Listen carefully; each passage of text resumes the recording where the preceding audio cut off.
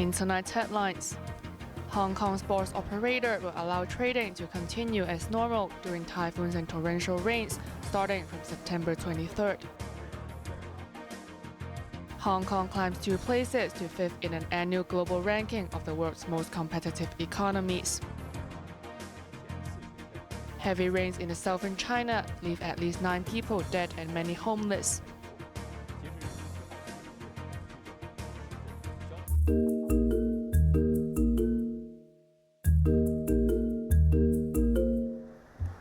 Severe weather will no longer bring a halt to trading at the local bourse. During his weekly press briefing, the SAR leader announced that new trading arrangement under adverse weather conditions will be implemented on September 23rd. For other securities markets around the world, such as Shenzhen and Shanghai, they maintain trading even under severe weather conditions. Hong Kong is the only exception.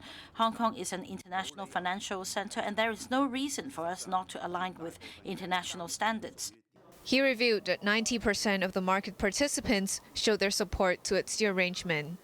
Lee emphasized that by allowing trading to be conducted as usual could strengthen the stock market's competitiveness and step up Hong Kong's role as the gateway to international and mainland markets.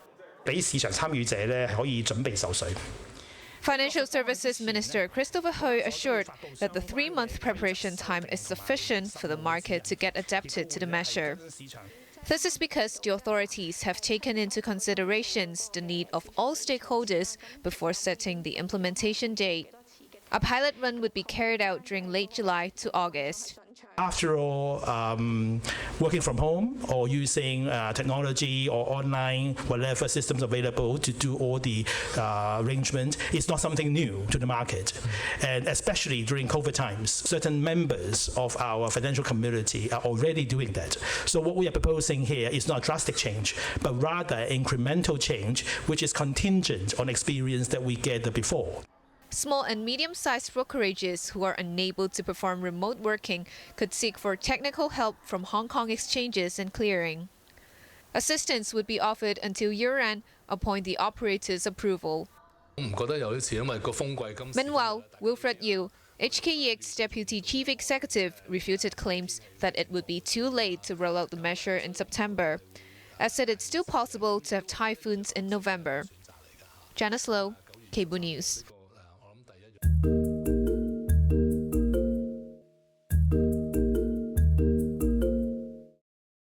Hong Kong has regained its position to come 5th among the world's most competitive economies. In the annual global ranking unveiled by the International Institute for Management Development, better known as IMD, the SAR has climbed up 2 spots this year. The change was mainly contributed by the significant improvement in its economic performance. With a score of 60.2 marks, the region leaps 25 places to rank 11th under the category. Even though Hong Kong's position under business efficiency and infrastructure was 4 spots higher than a year ago, it retreated 1 spot to come 3rd in government efficiency. But its score of 85.2 marks in the category was the highest among the 4 assessment factors.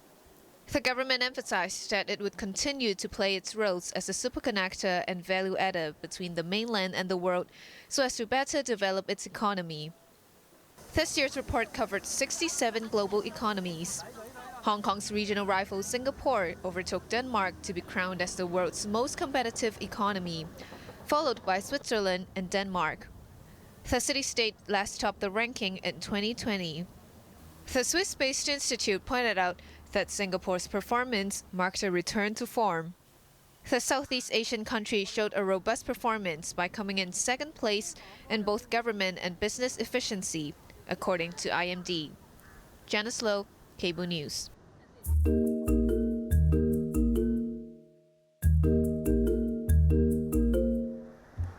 Severe weather will no longer bring a halt to trading at the local bourse. During his weekly press briefing, the SAR leader announced that new trading arrangement under adverse weather conditions will be implemented on September 23rd.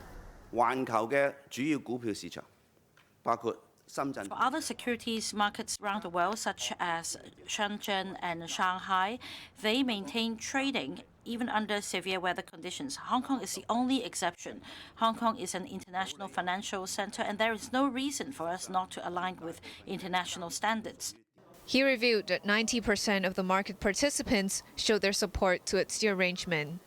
Lee emphasized that by allowing trading to be conducted as usual could strengthen the stock market's competitiveness and step up Hong Kong's role as the gateway to international and mainland markets. 俾市場參與者咧可以準備就緒。 Financial Services Minister Christopher Hui assured that the 3-month preparation time is sufficient for the market to get adapted to the measure. This is because the authorities have taken into considerations the need of all stakeholders before setting the implementation date. A pilot run would be carried out during late July to August. After all, working from home or using technology or online, whatever systems available to do all the arrangement is not something new to the market. And especially during COVID times, certain members of our financial community are already doing that. So what we are proposing here is not a drastic change, but rather incremental change, which is contingent on experience that we gathered before. Small and medium-sized brokerages who are unable to perform remote working could seek for technical help from Hong Kong exchanges and clearing. Assistance would be offered until year-end upon the operator's approval. Meanwhile, Wilfred Yu, HKEX's Deputy Chief Executive, refuted claims that it would be too late to roll out the measure in September, as said it's still possible to have typhoons in November. Janice Low, Cable News.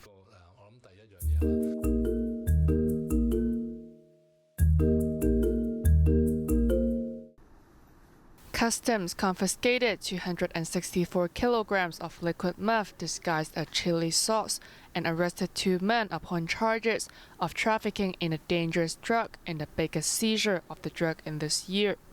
The team busted a drug warehouse in Fan Ling last month and found 264 bottles of red-colored liquid meth hidden in 22 out of 60 chili sauce boxes. Each bottle weighed about 1 kilogram, and the total estimated market value of the seizure was about $140 million. The arrestees include a North American aged 50 and a local resident aged 29. They were arrested separately within 2 months after the seizure. A batch of suspected chemicals, along with household items that included a tent, a large thermal box, blenders, air purifiers, exhaust fans, and cooking utensils were also seized at the scene. Officials suspected that some overseas drug traffickers were planning to set up a drug production laboratory in the city with local people, and a massive quantity of the drug involved indicated that part of the finished product was probably intended for other countries.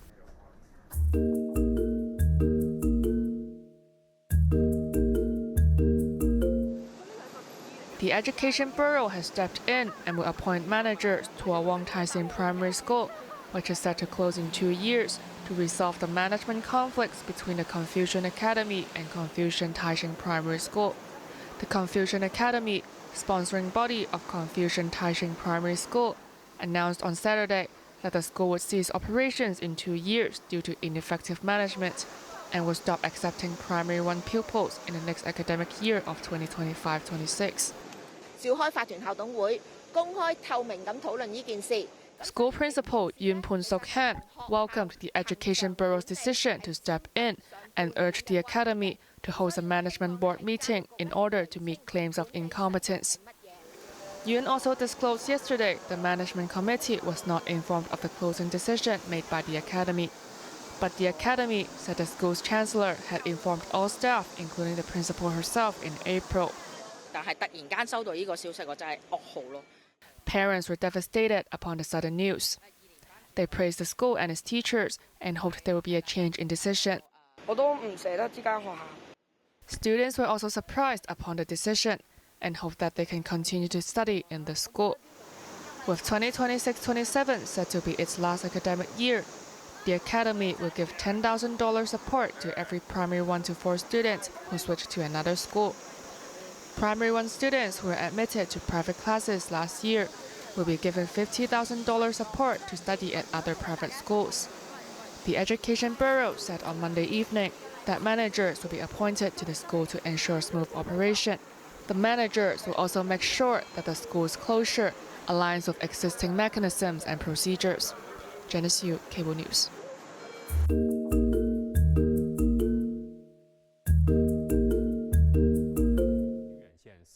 Heavy rains have been continuing in southern China, with severe impacts being reported.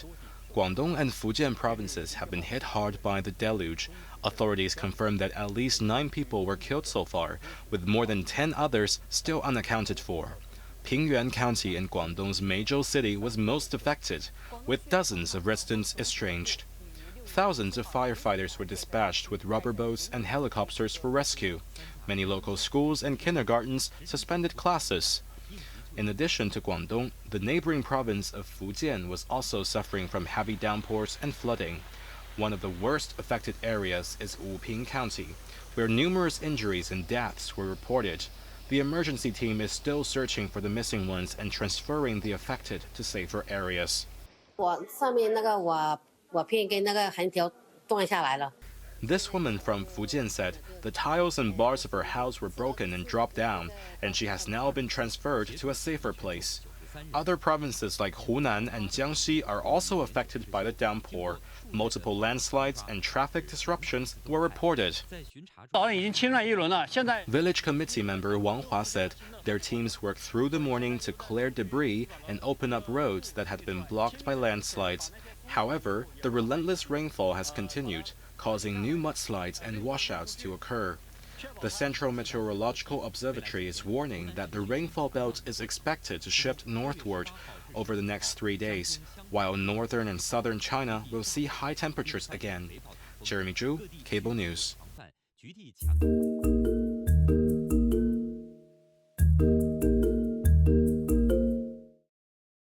Chinese Premier Li Qiang wrapped up his 4-day Australian trip on Tuesday with a visit to the west coast city of Perth. The top-ranked official visited a lithium hydroxide processing plant of Tianqi Lithium Energy Australia, which is a joint venture between the two countries. As staff at the plant introduced to Li the production process, the Chinese premier said the government has always been supportive of the nation's enterprises to go global and urged these enterprises to help develop the local economy. He hopes the clean energy company can strengthen its research level and become a real part of Western Australia. Australian Prime Minister Anthony Albanese accompanied Li to Perth. The two attended a luncheon together. Li said in his welcoming speech that his trip this time has resulted in great outcomes. 前几年我们双边关系也遇到了一些困难和波折。 He also said, even though the bilateral relationship has faced difficulties throughout the years, it has gone back to the right track with the efforts from both sides. The purpose of this trip is to enhance the trust and relationship between the two countries and to seek possibilities for cooperation. Li and Albanese later attended a round-table meeting with local business leaders. Li said China is planning major initiatives to further deepen its reforms and urged the business community to seize the opportunity as the business environment improved. Albanese expressed the nation's hope to further cooperate with China in business, trade, mining, and industrial supply chain. The Australian Prime Minister also went on an observation deck with Li to see the beautiful views of Perth. The Chinese premier later ended his trip and left for the next stop, Malaysia. Jeremy Zhu, Cable News.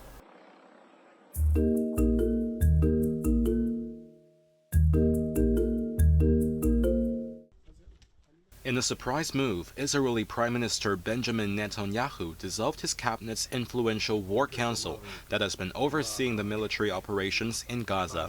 This comes just days after a key member, Benny Gantz, abruptly resigned from the 6-member cabinet, citing frustration with the Prime Minister's handling of the conflict. Netanyahu is expected to continue conferring with his former wartime cabinet members about the operations in Gaza, including Defense Minister Yoav Gallant. Meanwhile, amid heightened conflict between the Israeli army and the Iranian-based Lebanese Hezbollah, the United States has dispatched its special envoy Amos Hochstein to Jerusalem. The goal is for Hochstein to meet with Israeli officials in a bid to help de-escalate the growing tensions in the region.